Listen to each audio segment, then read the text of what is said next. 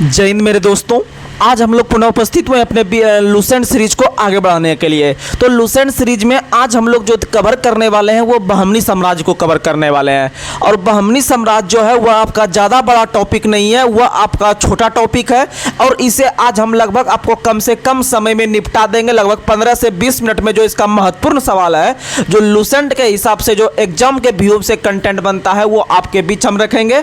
आप लोग लगातार बनकर जो है कि इस वीडियो का लाभ उठाइए। और हम जो आपको कंटेंट देते हैं वो एक जबरदस्त कंटेंट रहता है। और हम जो एग्जाम पे फोकस कर रहे हैं वो फिलहाल बिहार पुलिस और बिहार एसएससी और बिहार एसआई और सीजीएल4 और एनटीपीसी को ध्यान रखते हुए और आरपीएफ को ध्यान में रखते हुए हम बना रहे हैं। तो आप लोग को जो लुसेंट सीरीज जो एक अलग से प्ले लिस्ट बना दिए हैं, आप लोग उसमें जाकर एक सभी प्रकार से शुरुआत से आप वीडियो क्रम बाय क्रम आप जाके देख सकते हैं। उसमें आपको टॉपिक वाइज सभी वीडियो मिल जाएगा, आप लोग आराम से देख सकते हैं। और आप लोग जिस तरह से प्यार दे रहे हैं, आप लोग इसी तरह प्यार जो है कि बरकरार रखिएगा। और आपको करंट अफेयर्स का जो डेली आपको टेलीग्राम चैनल पे 1-2 पेज जो उपलब्ध करवाते हैं, आप लोग उसे अपने कॉपी में नोट डाउन करने का प्रयास कीजिएगा। टेलीग्राम चैनल का लिंक हमारे डिस्क्रिप्शन में मिल जाएगा, आप लोग वहां से जाके या कमेंट कर सकते हैं, आपको लिंक मिल जाएगा और वहां से जाके आप जो है कि ज्वाइन हो जाइएगा। और वहां पर डेली हम दिन के 2 बजे लगभग जो है कि आपको करंट अफेयर्स जो है कि हम आपको उपलब्ध करवाते हैं वो। और साथ ही आपको करंट अफेयर्स का कुछ दिन के बाद जो है कि आपको एडिटोरिया और आपका जो करंट अफेयर्स रहेगा उसको भी हम कवर करवाएंगे। फिलहाल हम अभी लुसेंट सीरीज को लेके चल रहे हैं, तभी लुसेंट सीरीज पे आप लोग ध्यान दीजिएगा। तो आज जो हम लोग कवर करने वाले हैं वो बहमनी साम्राज्य को कवर करेंगे बहुत ही कम समय में। तो चलिए आज आपको एक शायरी सुनाते हैं। आप लोग शायरी को अपने मोटिवेट क्वेट के रूप में जो है कि ग्रहण कीजिएगा और पढ़ाई का धुआं धुआं कर दीजिएगा। तो चलिए आज का शायरी आप लोगों के लिए कि सफलता सिद्धि में नहीं संघर्ष में मिलती है। सफलता सिद्धि में नहीं संघर्ष में मिलती है। अधूरे सपने नहीं उसके प्यास में कसी है। अधूरे सपने नहीं उसके प्यास में कसी है। हर फिक्र को छोड़ हर मुश्किल को चुनो। हर फिक्र को छोड़ो हर मुश्किल को चुनो, क्योंकि सच्ची जीत संघर्ष में ही बसी हुई है। इसीलिए आप लोग सच्चे दिल से मेहनत कीजिए और अपना जी जान लगा दीजिए आप अपने किसी भी सफलता को पाने के लिए, और आपका सफलता आपका कदम चूमेगी। तो इसीलिए आप मेरे साथ, आप लोग जिस तरह से बने हुए हैं, आप लोग लगातार मेरा साथ दीजिए और आपको जबरदस्त फायदा होगा। तो चलिए बिना कोई देरी के हुए आज के महत्वपूर्ण सवाल को हम देखने का प्रयास कर रहे हैं, जो कि आपका लुसेंट सीरीज के अंतर्गत बहमनी साम्राज्य है। तो आप लोग को बता दें कि पिछले सेशन में हम लोग जो है कि विजयनगर साम्राज्य को देखे थे। तो जो विजयनगर साम्राज्य का वीडियो नहीं देखे हैं वो जाके प्लेलिस्ट में है, आप लोग देख सकते हैं। अब हम लोग बहमनी साम्राज्य, तो बहमनी साम्राज्य का जो उदय हुआ है वह याद रखिएगा मोहम्मद बिन तुगलक के काल में। मोहम्मद बिन तुगलक का जब शासनकाल चल रहा था पूरे भारतवर्ष में, तो उसी बीच में याद रखिएगा कि 1347 में 1347 ईस्वी में याद रखिएगा हसन गंगू नाम के व्यक्ति ने बहमनी साम्राज्य का स्थापना किया। तो बहमनी साम्राज्य का स्थापना किस शासक के समय हुआ है? तो याद रखिएगा मोहम्मद बिन तुगलक के समय हुआ है। वहीं कब हुआ है? 1347 में हुआ है। किसने किया है? तो हसन गंगू ने किया है। किसने किया? हसन गंगू। तो बहमनी के लास्ट में 9 आ रहा है, हसन के लास्ट में भी 9 आ रहा है, ध्यान दीजिएगा। यानी बहमनी साम्राज्य के संस्थापक हसन गंगू हुए हैं। चलिए हम लोग धीरे धीरे कंटेंट की ओर बढ़ते हैं, आप लोग ध्यान दीजिएगा, पॉइंट टू पॉइंट बात करेंगे। आगे बढ़ते हैं। अगला सवाल है कि बहमनी साम्राज्य ने अपनी राजधानी कहां स्थापित किया था? तो बहमनी साम्राज्य ने अपनी राजधानी गुलबर्गा को बनाया था। किसको बनाया था? गुलबर्गा को बनाया था। अगला सवाल, बहमनी साम्राज्य ने की राजभाषा क्या थी? तो बहमनी साम्राज्य की जो राजभाषा थी वह मराठी था। क्या था? मराठी था, याद रखिएगा। आगे बढ़ते हैं। अगला सवाल बताना है कि बहमनी साम्राज्य कुल 4 प्रांतों में बटा हुआ था। 4 प्रांत में से पहला जो था गुलबर्गा था, फिर दौलताबाद था, फिर आपका बरार था, फिर आपका बीदर था, याद रखिएगा। आगे बढ़ते हैं।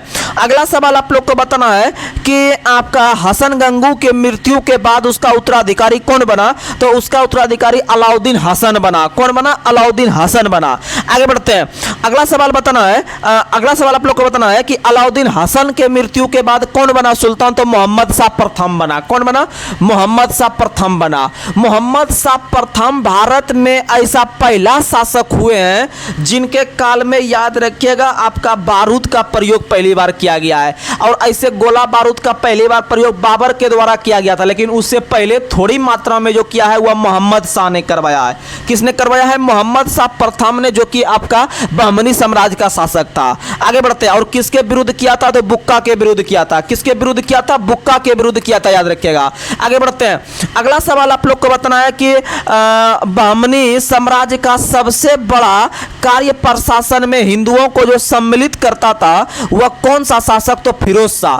फिरोज शाह बहमनी का सबसे बड़ा कार्य प्रशासन में बड़े स्तर पर हिंदुओं को सम्मिलित करता था। तो क्वेश्चन पूछेगा कि बहमनी साम्राज्य का कौन सा शासक हिंदू को सबसे अधिक प्रोत्साहित करता था? तो याद रखिएगा आपका कौन? तो याद रखिएगा फिरोज शाह। क्या मारिएगा? फिरोज शाह। आगे बढ़ते हैं। अगला सवाल बताना है, बहमनी साम्राज्य के समय सबसे प्रमुख बंदरगाह कौन था? तो बहमनी साम्राज्य के समय सबसे प्रमुख बंदरगाह जो था वह चौल और दाभोल था। चौल और दाभोल आपको बताए थे। वो देवल, देवल जो था वह दिल्ली सल्तनत का सबसे प्रमुख बंदरगाह था, लेकिन आपको चौल और दाभोल जो है वह आपका बहमनी साम्राज्य के अंतर्गत है। आगे बढ़ते हैं। अगला सवाल आप लोग को बताना है, किस बहमनी साम्राज्य ने अपनी राजधानी गुलबर्गा से हटाकर बीदर रखा था? तो गुलबर्गा से हटाकर बीदर जो रखा था वह सिहाबुद्दीन अहमद प्रथम ने, सिहाबुद्दीन अहमद प्रथम ने रखा था, याद रखिएगा। आगे बढ़ते हैं। अगला सवाल आप लोग को बताना है कि कलीमुल्लाह बहमनी वंश का अंतिम शासक हुआ था। बहमनी वंश का अंतिम शासक कौन हुआ है? तो याद रखिएगा कलीमुल्लाह हुआ है। कलीमुल्लाह बहमनी वंश का अंतिम शासक था, याद रखिएगा। और बहमनी वंश का संस्थापक किसने किया है? तो याद रखिएगा बहमनी वंश का जो संस्थापक था वह हसन गंगू था, लेकिन बहमनी वंश का जो सबसे अंतिम शासक हुआ है वह कौन हुआ है? तो कलीमुल्लाह हुआ है। कौन हुआ है? कलीमुल्लाह हुआ है, याद रखिएगा। आगे बढ़ते हैं। कलीमुल्लाह जब बहमनी वंश के अंतिम शासक हुए तो इनके मृत्यु के बाद बहमनी साम्राज्य कितने राज्यों में बट गया? तो याद रखेगा 5 राज्यों में। कितने राज्यों में? 5 राज्यों में। 5 राज्यों में पहला बीजापुर। यहां से जो 4-5 क्वेश्चन उठता है आप ये याद रखिएगा। अभी तक में आप 3-4 क्वेश्चन एग्जाम में पूछेगा, जैसे कि आपका बहमनी का स्थापना कब हुआ है, किसने किया है, राजधानी कहां थी। उसके बाद फिर आपका एक क्वेश्चन इधर अभी जो आपको बताए थे, हिंदू को प्रोत्साहन फिरोज शाह ने दिया था। और इससे ज्यादा क्वेश्चन आपको अभी तक नहीं पूछेगा। फालतू का वो सब आपको एक्स्ट्रा नहीं बताएंगे, जो एग्जाम में क्वेश्चन पूछता है वो चीज आपको हम बताएंगे। आगे बढ़ते हैं। अगला सवाल आप लोग को बताना है, अभी जो आपको हम बताने वाले हैं 5 राजवंश, इसका आपको याद रखना है। तो पहला बीजापुर का स्थापना किसने किया है? तो बीजापुर स्वतंत्र शहर का स्थापना जो बहमनी साम्राज्य में किया है वह किसने किया है? तो यूसुफ आदिल शाह ने किया है। बीजापुर का स्थापना किसने किया है? तो यूसुफ आदिल शाह ने किए हैं। किसने किए हैं? यूसुफ आदिल शाह ने किए हैं, याद रखिएगा। और बीजापुर का संबंध आदिल शाही वंश से था। वहीं अहमदनगर राज्य का स्थापना किसने किया है? तो अहमदनगर मलिक अहमद, अहमदनगर मलिक अहमद, अहमदनगर मलिक अहमद, अहमदनगर मलिक अहमद। आगे बढ़ते हैं।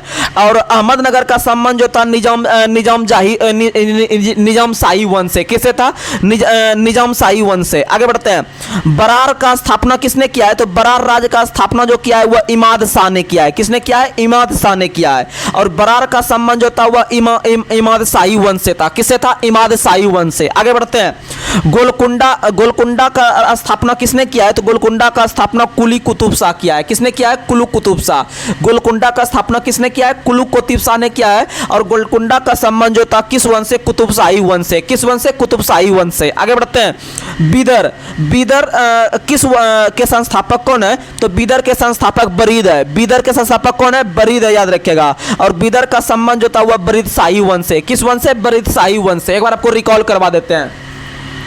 बीजापुर का स्थापना यूसुफ आदिल शाह, अहमदनगर का स्थापना अहमद करके, बरार का स्थापना इमाद शाह, बरार का स्थापना इमाद शाह, बरार का स्थापना इमाद शाह। वही गोलकुंडा का स्थापना कुलू कुतुब शाह, गोलकुंडा का स्थापना कुली कुतुब शाह, गोलकुंडा का स्थापना कुली कुतुब शाह। आगे बढ़ते हैं। बीदर का स्थापना अमीर अली बरीद ने। किसने किया है? बरीद ने। बीदर बरीद, बीदर बरीद। आप बताते हैं इसका संबंध किस किस वंश से था? तो याद रखिएगा आपका यूसुफ आदिल शाह जो थे आदिल शाही वंश से, मलिक अहमद जो थे निजाम शाही वंश से, इमाद शाह जो थे इमाद शाही वंश से, कुली कुतुब शाह जो थे कुतुब शाही वंश से, और बरीद जो थे वो बरीद शाही से। आपको कम से कम बीजापुर और गोलकुंडा याद रखना पड़ेगा, बीजापुर और गोलकुंडा। आगे बढ़ते हैं। अगला सवाल आप लोग को बताना है कि बहमनी साम्राज्य के अंतर्गत विभिन्न प्रकार के विभाग के विभिन्न प्रकार के मंत्री बनाए गए थे। तो 2-4 आपको याद रखना है। आपको बताना है कि बहमनी साम्राज्य के अंतर्गत नगर का मुख्य पुलिस अधिकारी क्या कहलाता था? तो बहमनी साम्राज्य के अंतर्गत नगर का जो मुख्य पुलिस अधिकारी कहलाता था वो कोतवाल कहलाता था। क्या कहलाता था? कोतवाल। और कहीं भी पुलिस उलिस का जब क्षेत्र आता है तो वहां पर कोतवाली थाना रहता है। आप लोग अभी भी देखते होंगे हर एक शहर में रहता है कोतवाली थाना। आगे बढ़ते हैं, अगला सवाल बताना है कि बहमनी साम्राज्य के अंतर्गत न्याय विभाग, धर्म विभाग और दान विभाग का अध्यक्ष क्या कहलाता था? तो सदरे ए जहां, सदरे ए जहां, सदरे ए जहां, याद रखिएगा। आगे बढ़ते हैं, अगला सवाल बताना है कि बहमनी साम्राज्य के अंतर्गत विदेश नीति एवं दरबार संबंधी कार्यों का निष्पादन कौन करता था? तो वजीर ए अशरफ, वजीर ए अशरफ, याद रखिएगा। आगे बढ़ते हैं, अगला सवाल बताना है बहमनी साम्राज्य के अंतर्गत दिल्ली के मलिक नायब के समान क्या कहलाता था? तो दिल्ली के मलिक नायब के समान विभाग जो कहलाता था वो वकील ए सल्तनत कहलाता था, वकील ए सल्तनत, याद रखिएगा। आपको कम से कम बहमनी साम्राज्य के अंतर्गत नगर का पुलिस अधिकारी याद रखना पड़ेगा। नगर का पुलिस अधिकारी जो कहलाता था वह आपका कोतवाल कहलाता था। आगे बढ़ते हैं, अगला सवाल आप लोग को बताना है, अगला सवाल आप लोग को बताना है कि आपको बताना है कि मोहम्मद कुली कुतुब शाह ने किस वर्ष, मोहम्मद कुली कुतुब शाह ने किस वर्ष हैदराबाद के बीच में चार मीनार का निर्माण करवाया?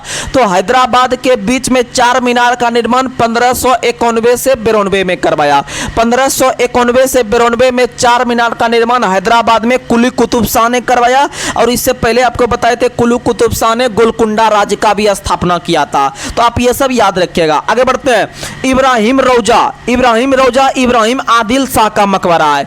इब्राहिम रौजा नाम का जो मकबरा है वह इब्राहिम आदिल शाह का मकबरा है। किसका मकबरा है? इब्राहिम आदिल शाह का मकबरा। आगे बढ़ते हैं, गोल गुंबज का निर्माण जो करवाया गया था किस वर्ष? तो गोल गुंबज का जो निर्माण करवाया गया था वो 1680 में करवाया गया था। कब करवाया गया था? 1680 में करवाया गया था। अगला सवाल बताना है कि भारत के अंदर में स्थित किस पर्यटन स्थल के बारे में कहा जाता है कि मुख्य कक्ष के एक छोर से फुसफुसाहट की आवाज आए तो उसे दूसरे छोर पर भी सुना जा सकता है? तो याद रखिएगा गोल गुंबज के बारे में ही। किसके बारे में? गोल गुंबज के बारे में ही आप लोग याद रखिएगा। तो आपका आज का जो टॉपिक था विजय, आपका जो बहमनी साम्राज्य था, इससे ज्यादा क्वेश्चन आपको बहमनी साम्राज्य में देखने के लिए नहीं मिलेगा। और कल से जो हम लोग देखने वाले हैं, कल से हम लोग विभिन्न प्रकार का जो देखेंगे, कल से हम लोग जो है कि भक्ति आंदोलन को देखेंगे। किसको देखेंगे? कल का टॉपिक जो रहेगा भक्ति आंदोलन रहेगा, जहां से आपका एग्जाम में सवाल आता है। उस टॉपिक को हम आगे बढ़ा रहे हैं। उसके बाद हम लोग जो है कि मुगल साम्राज्य में चल जाएंगे और फटाफट इसको खत्म करके आधुनिक भारत में प्रवेश कर जाएंगे। तो आप लोग लगातार बने रहिएगा। तो चलिए आज का सेशन को यहीं पर समाप्त करते हैं। तब तक के लिए जय हिंद, जय भारत, जय बिहार।